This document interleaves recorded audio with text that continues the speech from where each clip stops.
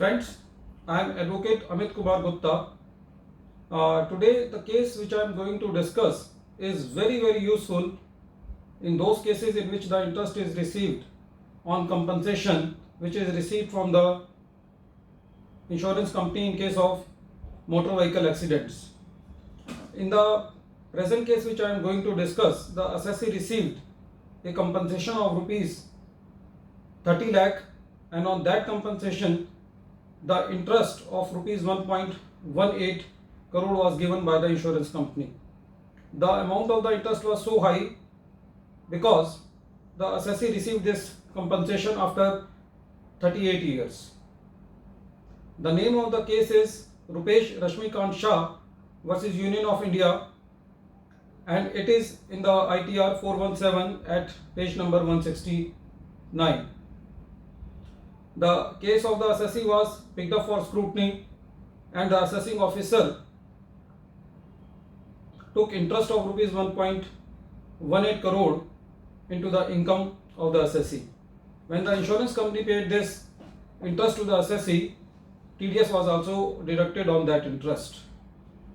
The matter came before the Bombay High Court, in which both the department and the assessee gave their submissions in their favor. The department said that this interest is taxable because of specific provisions in the Income Tax Act. First is section 56 subsection 2 clause 8, which says that the income which is in the nature of the interest which is received on compensation or enhanced compensation referred to in section 145A clause B is taxable. And section 145A clause B says that whenever any interest is received on compensation or enhanced compensation, then the full interest is taxable in the year of receipt. When we go by the bare reading of these sections, it appears that interest received on compensation or enhanced compensation is taxable. But the submissions made by the advocate of the assessee were very valid submissions. The first submission was that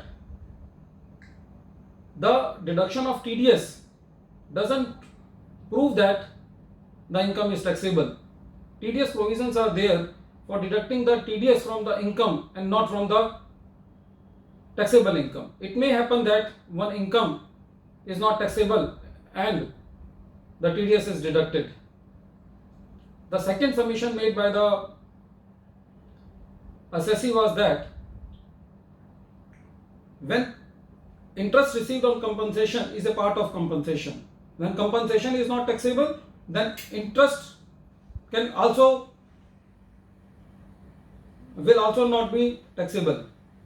And the third submission made by the assessee was that interest arises only when one party gives loan to the other party or one party keeps some deposit with the other party. In this case, no loan was given by the assessee to the insurance company, so the question of interest does not arise.